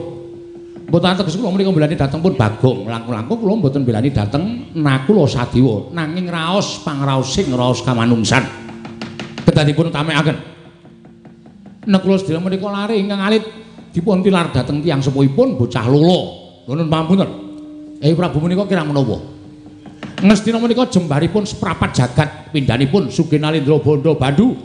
Sugih Banda panjenengan menika Nalendra ingkang Sugih Brana Picis, Sugih Bandu panjenengan menika Nalendra ingkang Sugih Bala, Sugih Raja. Kenging menapa? Lah kok ngelingi semi sanget panjenengan milik dhateng negari Manduraka ngantos panjenengan duwa dhateng keparengipun. Nakula Sadiwa anggenipun badhe nyuwun mboten ketang sekedhik negari Manduraka. Menapa mboten ngelingi semi? Kurang mukti apa? Kurang sekti apa? Kurang Brana Picis piye, Ratu Ngastina? Lah kok sampean mentolong ndika kaya mekaten. Selagine Baladewa wae sing negarane luwih cilik saka sampean, mestine kula kudu duwe sing luwih akeh kemawon mboten mentolo matur kados mekaten menika. Kok panjenengan mentolo? Nggih. Nggih pripun? Ning perkara niki aja digawe gampang. Lho, perkara aja digawe gampang piye? Pedro. Nuwun. Kok ora Baladewa kedah nekseni. Ucapipun Duryudana. Panjenengan badhe paring dawuh menapa? Nakula Sadiwa entuk negara Manduraka aja ming sethithik yen perlu sak putuhe. Waton kudu nganggo seksi. Seksine sinten sinuwun? Aku butuh seksi ya kuwi wong tuane Nakula Sadiwa, Paman Pandu, Bibi Madrim kudu iso tedhak ana ing Madyapada.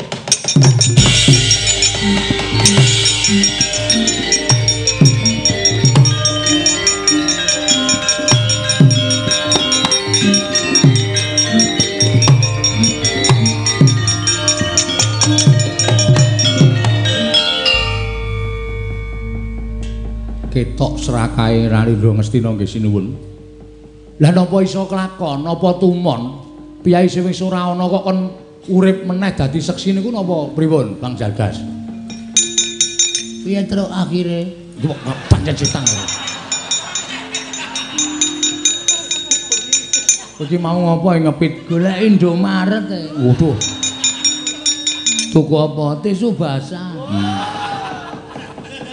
Keringat ki nek dilap nggo tisu kering ki kelet nang cengel. Oh. Do kelet-kelet kali terus. Leni dili angel ya, Gong.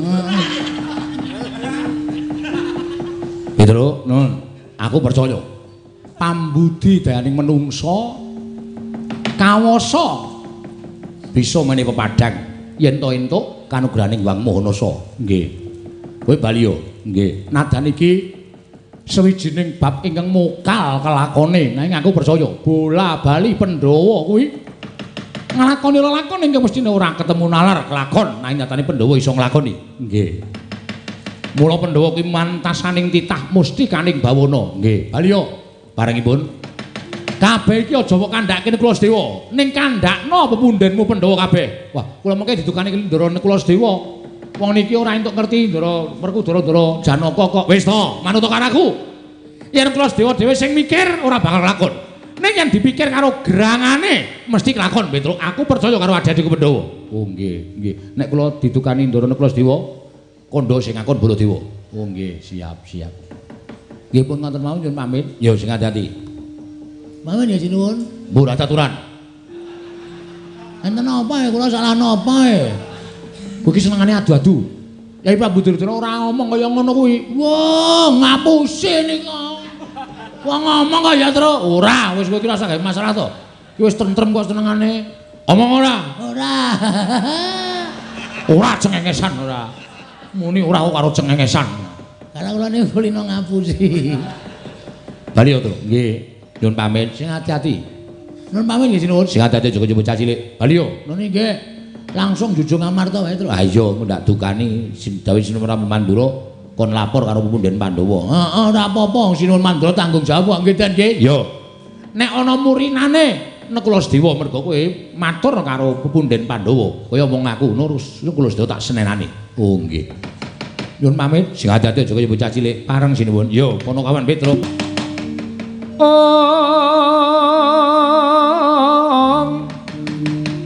Pramara remang swamya ngambrang.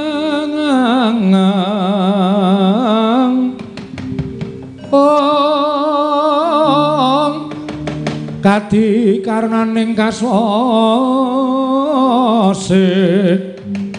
yen aneng marga malalat tumiring sang kandha wastrat mojo leng-leng lalu mangulati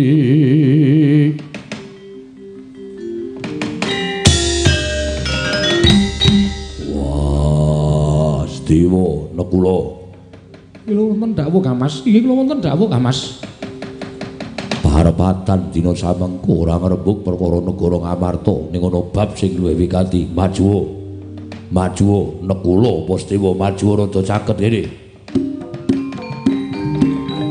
panglenging yo mangu kong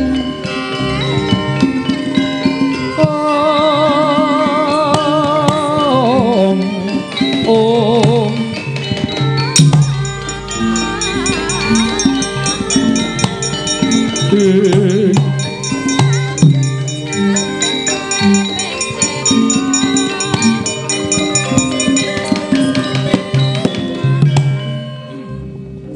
ora ngira babar pisan yen kowe mirang-mirangke karo derajate wong gerak Petruk cetha matur bareng kakangku ya mireng aku krungu Janaka ya mesti krungu malah kadangmu Ndarawati ya krungu Kresna kakangku ora bakal katalumpet Sedewa epeh temen gedhoamu wah ora nyono babar pisan kowe cilik tak leliting kowe kuncung tak mong nganti gelung saka jabang nganti celaprang apa isih kurang kamukten sing mbok rasakake apa isih kurang kanikmatan sing mbok rasakake teko kowe dadak ngemis-ngemis ning ngarepe Salya Mandaraka sing jeneng Prabu Salya kuwi wis keladuk yuswa wis sepuh upama dheweke ngucap to nalika kowe isih bayi mbok menawa kasurung nggonmu nggone ndara duwe rasa welas asih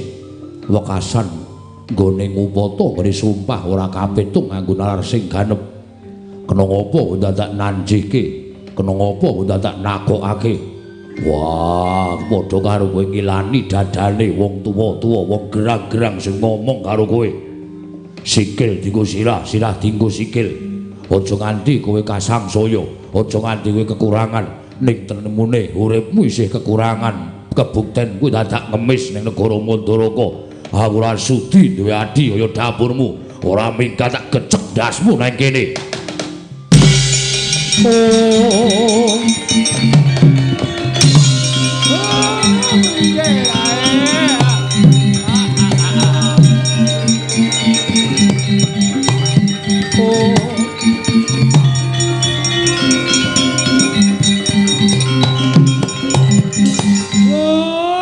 Werkudara niku mesti ngoten. Napa sampeyan ora salah?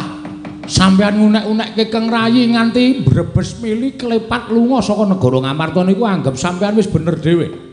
Sing dadi ratu teng Ngamarta niku sinten? Sing duwe panguwasa niku Sinuwun Puntadewa. Ning kok kalah panguwasane karo satriya Jodipati, jebul sing kumawasa teng negara Ngamarta niku Ndara Werkudara ora kok Sinuwun Puntadewa. Sampeyan luput ngungkuli marang panguwasaning Ratu Ngamarta. Sampeyan larani atine adi sampeyan sing wajibe mangrangkul, wajibe manggendong. Nika cah lolo ora duwe sedulur, ora duwe sapa. Kula tututane. Jan.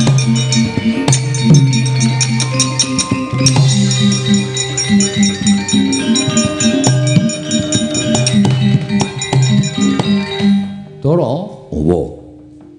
Kowe kok ora pisan ora pindho mesti kaya ngono to. Kabeh lakon ki ra iso ditimbang, dipetung nganggo nalar sing ganep. Lah coba aku tak takon karo kowe nek nganti kagol kogelan atine Sedewa. Mutung atine adimu lanang, wekasan ora gelem bali nang negara Ngamarta piye? Ora bali yo ben. Wah, nelekutis. Nembung mrono-mrono njaluk kamukten apa gerangane ora iso menehi kamukten karo bocah wingi sore. Ning tembungmu ora kaya ngono kuwi, ora usah dadak mulang karo aku. Lho.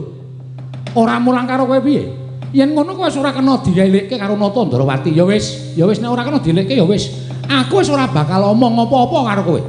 Wangune kowe wis dadi wong pinter, wangune wis dadi wong limpat, wangune wis dadi wong ora ana sing ngembari marang panguwasaning Werkudara. Ya ngono apa piye? Ya ora. Kuwi senengane kaya ngono Arjuna, punten dawuh. Diawat-awati adimu Werkudara aja negake Sedewa. Yo.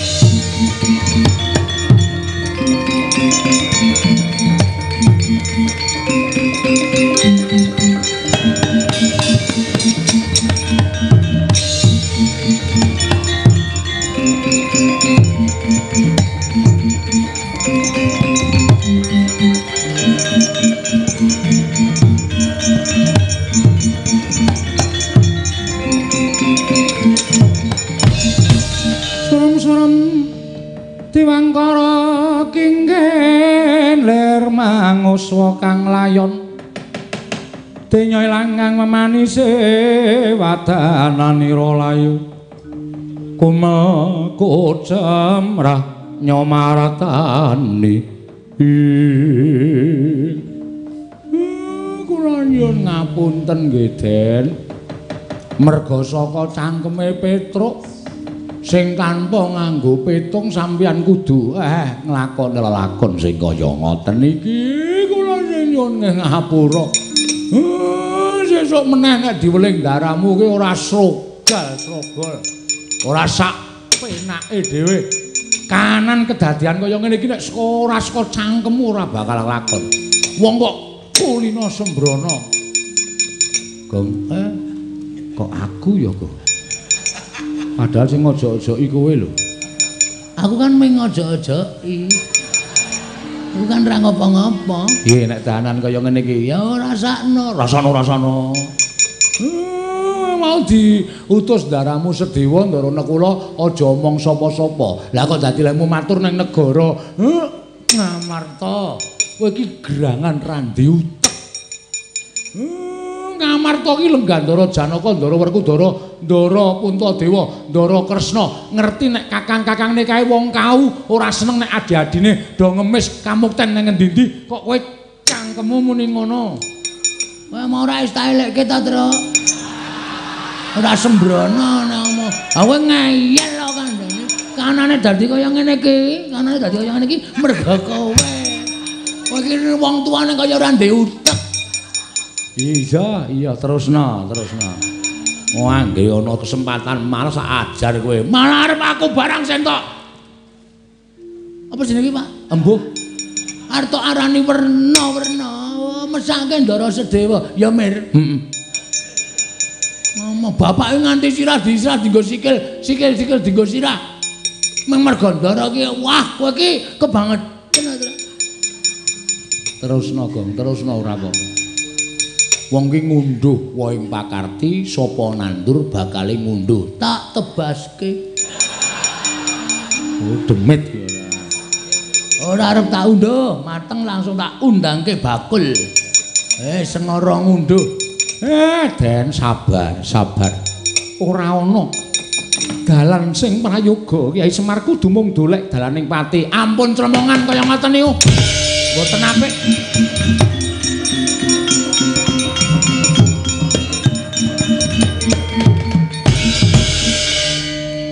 Kula nyuwun mahapunten nggih Den. Petruk ora dadi ngopo. Ning kabeh mau kudu tak lakoni kanthi ikhlas. Mung aku njaluk keterangan saka kowe, nggih.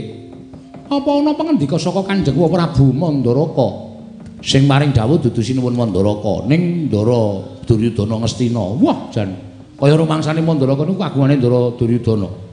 Sedewa entuk Aja kok mung sakpra 32 kamukten negara Mandalaka. Wutuh tak wenehke Sedewa nek iso ngaturke bukti. Buktine apa Petruk? Kudu nganggo seksi ingkang Rama Sinuwun Pandhu kaliyan ingkang Ibu Dewi Madrim. Napa mboten angel digayuh niku Ndara? Oh.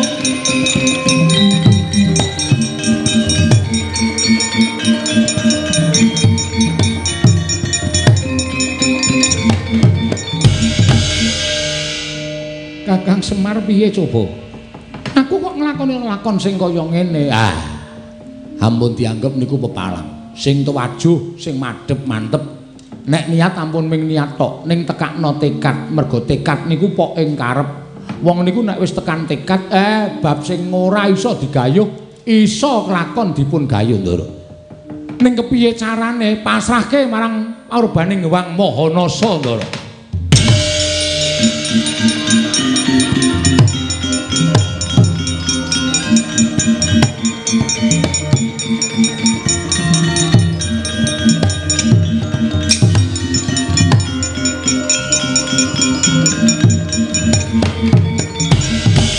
Gunjang gancing langit kelap-lapaton lirikin saking risang mawe gandrung. Nuwun sewu, menika teka wonten piyai sepuh ingkang nyandang cara kabrahmanan panjenengan sinten? Raden, kula menika sanes Brahmana. Namung kula menika wujuding Demang saking Pandan Surat, nami kula pun Demang Sukma Lenggana. Sukma Lenggana inggih. Ingkang ngajeng menika sinten? Ingkang ngajeng menika semah kula. Oh, menika ingkang garwa kasinggihan mekaten. Nuwun sewu Raden, kok wonten margi tawang-tawang tangis menika wonten menapa? Panjenengan sinten? Kula pun Raden Sedewa, kula menika Wragil Pandhawa. Inggih krana sampun boten nggadahi pengajeng-ajeng tumrap gesang kula. Kula sampun dipun tundhung dening kadang-kadang kula para Pandhawa miwah kula ugi mboten kasembadan nyadong kamukten saking tiyang sepuh kula Nalendring Mandaraka. Mongko Nalendring Mandaraka tiyang sepuh kula menika Kanjeng Prabu Salya menika sampun nate prastya bilih badhe maringaken kamukten dhateng pun kula kaliyan kadang kula sepuh pun Kakang Mas Nakula. Nanging jebul pinanggihipun kedah wonten seksi, dene seksinipun menika tiyang sepuh kula Prabu Pandhu kaliyan Dewi Madrim ing sampun boten wonten. Lah rak mokal kelampahanipun. Sinten den? Kakang Semar iki ana Demang ingkang wis keladuk yuswa karo garwane, merpeki karo aku. Sing pundi? Lah kuwi sing tuwa kuwi. Sing sepuh nika napa? Iya Kakang Semar.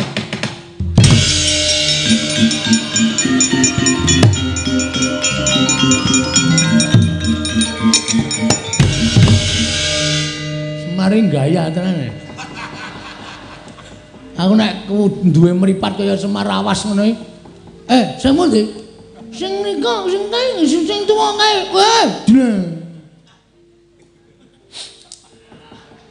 Kurang ajar to Bagong. Barang sing wedok di ngono. Mambu parfume aku seneng itu. Bayang aku wis werna-werna. Kula kedah kados pundi? Nuwun sewu. Sakmenika ngaten. Kula menika nglampahi tapa ngrami. Kula menika kepengin gadah momongan Raden. Syarat srana ingkang dipun dawuhaken Prabu Salya ing Mandaraka lumantar Nalendra Ngastina menika dipun tampi kemawon. Lho, dipun tampi dos pundi? Menika angel badhe dipun lampahi. Jer tiyang sepuh kula sampun boten wonten, ibu kula sampun boten wonten. Kula menika tiyang lolo Kiai Demang. Menawi panjenengan kula rengkuh dados anak kula pripun? Lho. Dipun angkat dados putra inggih. Rak ya cocok to Nyai. Patobat kula remen. Pri Demang kula remen. Larenipun bagus dasare ya isih enom. Kakang Semar piye? Manggelem. Ampun moh, gelem lho. Gelem Ndara.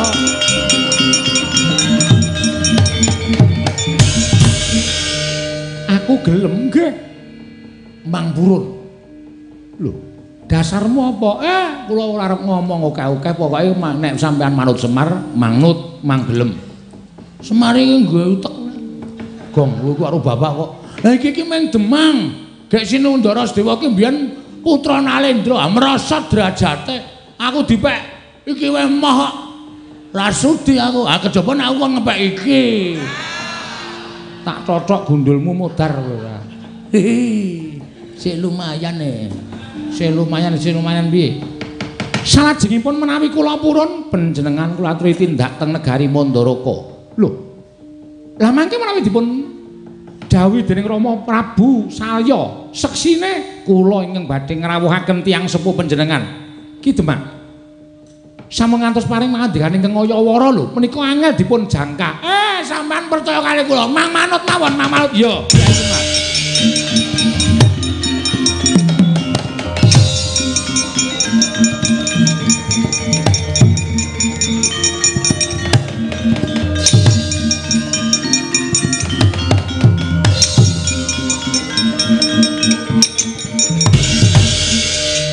Jane Petruk kuwi badut ora.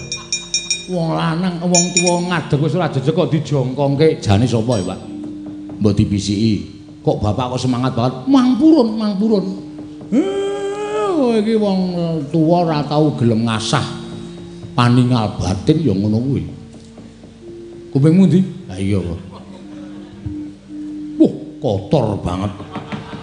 Kowe guys dikandani, ngandani kok dadak nyawang kuping lho.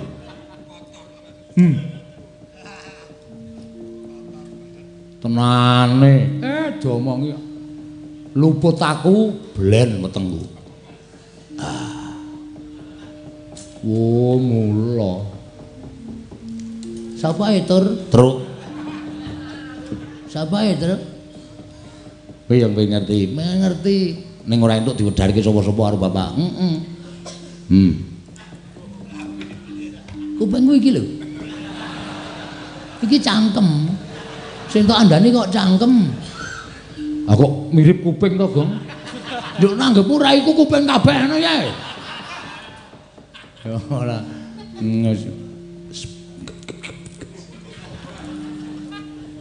Tenane. Weh domongi kok. Oh. Berarti kayak iki kowe omong apa? Aku yang ngono kuwi lho omong. Urung jelas to? Idi. Gayamu ora. Kowe dikandani kok idi ora. Asli andana ya.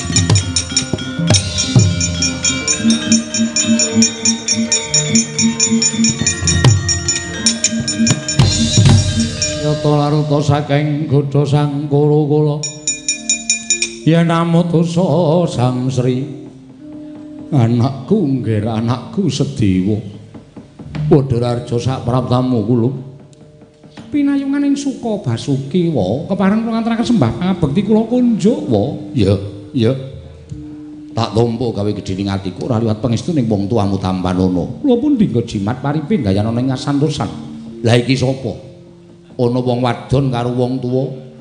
Nuwun sewu menika tiyang sepuh kula angkat. Lho, wong tuamu angkat inggih. Wingking saking Kademangan Pandan Surat. Demang Sukma Nglenggana kaliyan Nyai Demang Sukma Nglenggana. Demang Sukma Nglenggana karo Nyai Demang Sukma Nglenggana kasinggihan mekaten wa. Lah sabanjure apa sebabe tok aturake marang mrene negaring Mandaraka.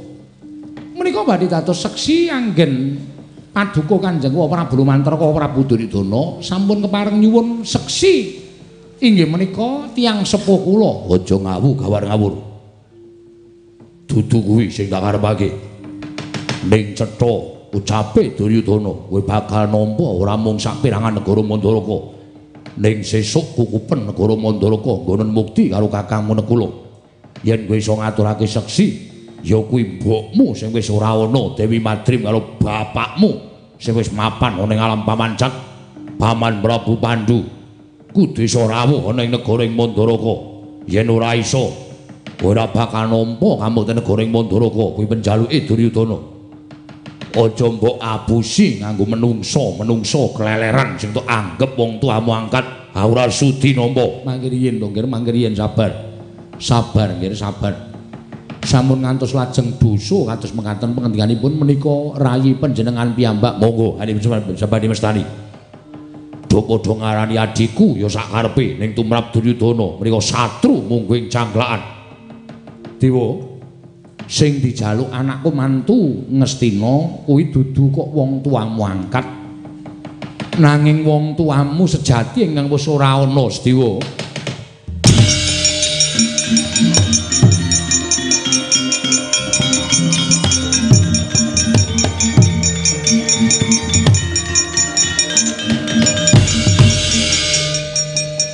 Deston temen ing atasipun Narendra ing Mandaraka Sinuwun Prabu saya teka mboten saged ningali kanthi paningal batit. Kula aturi mas paosaken dhateng kula. Kula aturi mas paosaken dhateng kula. Ginakaken permana jati sampun ngantos ginakaken netra lair. Koko Prabu, Koko Prabu. Oh.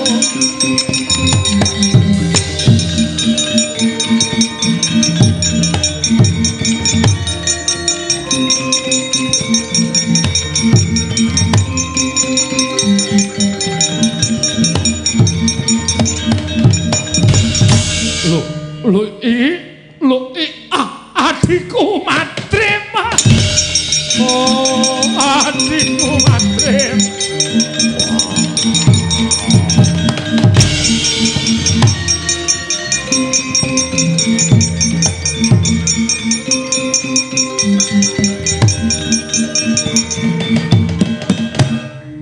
Madrim mati ya. Kaya sinamber gelap rasaku. Ingkang mestine Sedewa ora iso nindakake lelakon iki. Lah kok kowe weruh, kowe krungu sambate anakmu. Madrim. Kula titip anak kula.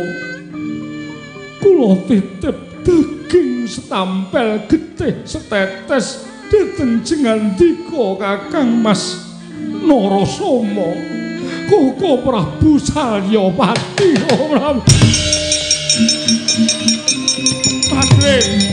Madrim mati. Oh, Dewa.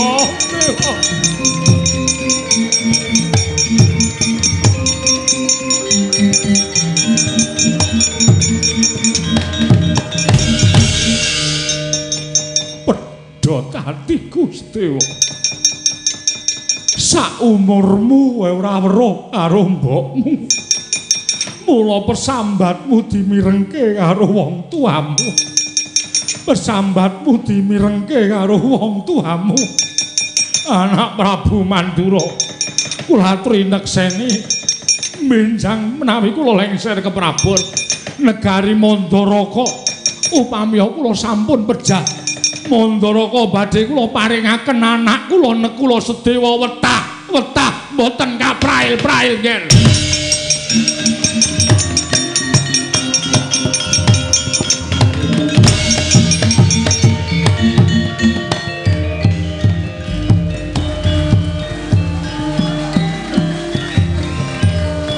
Assalamualaikum warahmatullahi wabarakatuh.